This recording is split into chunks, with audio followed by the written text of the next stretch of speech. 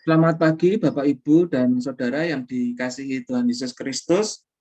Puji Tuhan, senang sekali pada pagi hari ini kita bisa bersama-sama kembali untuk merenungkan firman Tuhan melalui saat teduh bersama sektor 5. Melalui pedoman saat teduh 4B GKI Residen Sudirman, kita akan merenungkan firman Tuhan dari Kisah Para Rasul 5 ayat 26 sampai dengan 29 dengan tema memilih untuk taat.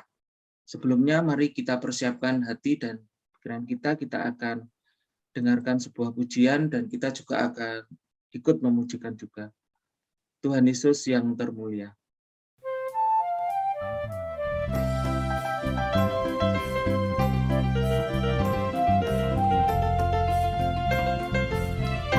Nama Yesus termulia di atas segala nama, agar di dalam namanya semuanya menyembah, yang di bumi dan di surga berlutut memuliakan. Segala lidah pun berkata, Yesus Kristus itu Tuhan. Terpuji namanya, terpuji namanya. Sembah dan pujilah Raja alam semesta, di surga berlutut memuliakan. Segala lidah pun berkata, Yesus Kristus itu Tuhan.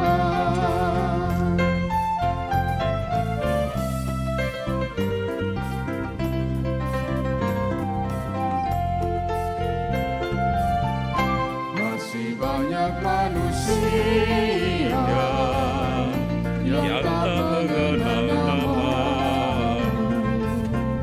Suruh hamba yang setia kerja dan berteduh. Tuhan, pakailah diriku menyebarkan keselamatan, kata dan perbuatanku mencerminkan firman Tuhan. Terpuji namanya, terpuji namanya. Ku puji, ku sembah Raja alam semesta. Tuhan, pakailah diriku menyebarkan keselamatan, kata dan perbuatanku mencerminkan firman Tuhan.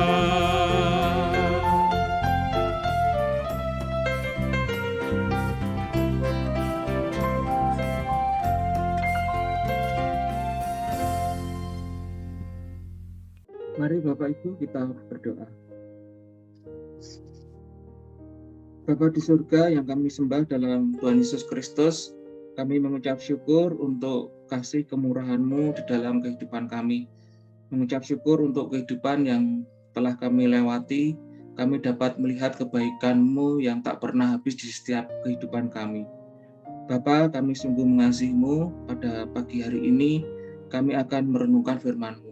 Roh Kudus yang akan menolong kami untuk dapat memahaminya dan kami dapat melakukannya di dalam kehidupan kami. Kami mau serahkan saat teduh kami di dalam kasih-Mu. Terima kasih Bapa. Amin. Firman Tuhan hari ini menurut saat teduh sektor 5 terambil dari Kisah Para Rasul 5 ayat 26 sampai dengan 29. Maka pergilah kepala pengawal serta orang-orangnya di bait Allah, lalu mengambil kedua rasul itu, tetapi tidak dengan kekerasan, karena mereka takut kalau orang banyak melempari mereka. Mereka membawa keduanya dan menghadapkan mereka kepada mahkamah agama. Imam besar mulai menanyai mereka. Katanya, dengan keras kami melarang kamu mengajar dalam nama itu. Namun ternyata kamu telah memenuhi Yerusalem dengan ajaranmu dan kamu hendak menanggungkan darah orang itu kepada kami. Tetapi Petrus dan rasul-rasul itu menjawab katanya, kita harus lebih taat kepada Allah daripada kepada manusia. Demikian firman Tuhan. Terima kasih Ibu, Bapak, Ibu, dan Saudara yang dikasihi Tuhan. Kamus Besar Bahasa Indonesia mendefinisikan kata taat sebagai sikap yang senantiasa tunduk, patuh, tidak berlaku curang, dan setia menjalankan apa yang sudah semestinya dilakukan, termasuk di dalamnya konsisten dalam menjalankan ibadah. Dalam perjalanan hidup menuju suatu tujuan, terlepas bagaimanapun besar kecilnya tantangan yang kita hadapi dalam perjalanan itu, pasti dibutuhkan adanya ketaatan diri.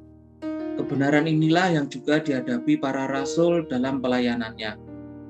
Ketaatan dan tantangan seperti apa yang dihadapi para rasul? Mari Bapak Ibu kita merenungkannya. Istilah taat dalam bacaan hari ini berkaitan dengan ketetapan hati dan sikap teguh berpegang pada kebenaran Allah. Saat para rasul ditangkap, diadili, dan dilarang berbicara tentang darah orang itu pada ayat yang ke-28, yang berarti dilarang berbicara tentang pengorbanan Kristus. Dengan tegas, para murid menolak dan justru menjelaskan patokan hidup yang tidak dapat ditawar, yaitu berdiri teguh pada kebenaran Allah. Itulah yang menjadi dasar ketegasan sikap para rasul yang lebih memilih lebih taat kepada Allah daripada kepada manusia. Terlebih lagi, mereka adalah saksi dari segala sesuatu yang dikaruniakan Allah kepada semua orang yang mentaati Dia. Meski ketaatan yang ditunjukkan para rasul berbuah ancaman, mereka tetap memilih mentaati Allah. Ancaman yang mereka terima tidak mematahkan semangat dan ketaatan para rasul untuk melanjutkan pewartaan tentang kasih dan kabar kesukaan di dalam kebangkitan Kristus. Jika kita merenungkan kembali, Bapak, Ibu, dan Saudara, bukankah perjalanan Yesus dari lahir, mengajar, melayani, dan sampai menjelang naik ke surga meneladankan bahwa persoalan menjadi bagian dari kehidupan. Namun Yesus tetap taat menjalani pengutasannya sampai selesai. Artinya, persoalan adalah hal yang selalu bisa terjadi dalam kehidupan, bergantung bagaimana kita menerima dan menjalani persoalan tersebut. Menerima dan kalah sebelum berjuang, atau sebaliknya, bertekad menghadapi dan terus memperjuangkan tujuan. Disinilah dibutuhkan komitmen untuk taat dan senantiasa melakukan yang seharusnya. Lalu pernahkah Bapak, Ibu, dan Saudara menghadapi persoalan seperti yang dialami para rasul? Bila belum pernah, adakah tantangan atau persoalan yang Bapak, Ibu, Saudara anggap setara dengan ancaman yang menyangkut keselamatan nyawa? Pengutusan Tuhan atas diri kita sebagai pelayannya untuk memberitakan kabar baik tidak lepas dari realitas tantangan dan kesulitan dunia ini. Bila persoalan adalah keadaan yang umum terjadi, maka bagaimana respon kita akan menjadi batu uji ketaatan melayani Dia? Mengalah dan menyerah dengan setiap persoalan, atau sebaliknya menjadikan peluang untuk terus memberitakan kasih Tuhan?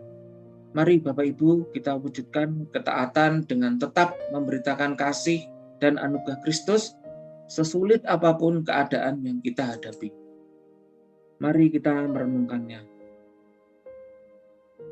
Persoalan hidup akan menjadi hambatan bagi pemberitaan kasih Tuhan jika kita menyerah. Sebaliknya, akan menjadi batu uji ketaatan kepada Allah bila kita tetap semangat melakukannya, sesulit apapun keadaannya. Mari Bapak Ibu kita berdoa. Ya Tuhan, tolonglah agar kami mampu menghadapi persoalan dan tantangan dengan sikap taat kepada-Mu. Tolonglah kami Tuhan untuk terus memberitakan kasih dan anugerah-Mu melalui ketaatan kami. Mampukan kami Tuhan untuk menghadapi konsekuensi dari ketaatan kami kepada-Mu. Terima kasih Tuhan untuk renungan-Mu pada pagi hari ini. Amin. Bapak Ibu, Saudara, kita akan meresponinya dengan kita akan memilih takut akan Tuhan, taat kepada kehendak-Nya, bukan kepada manusia. Sebab sesungguhnya seluruh apa yang akan kita lakukan akan kita pertanggungjawabkan kepadanya. Terima kasih untuk saat teduh kita pada pagi hari ini. Tuhan Yesus memberkati kita. Amin.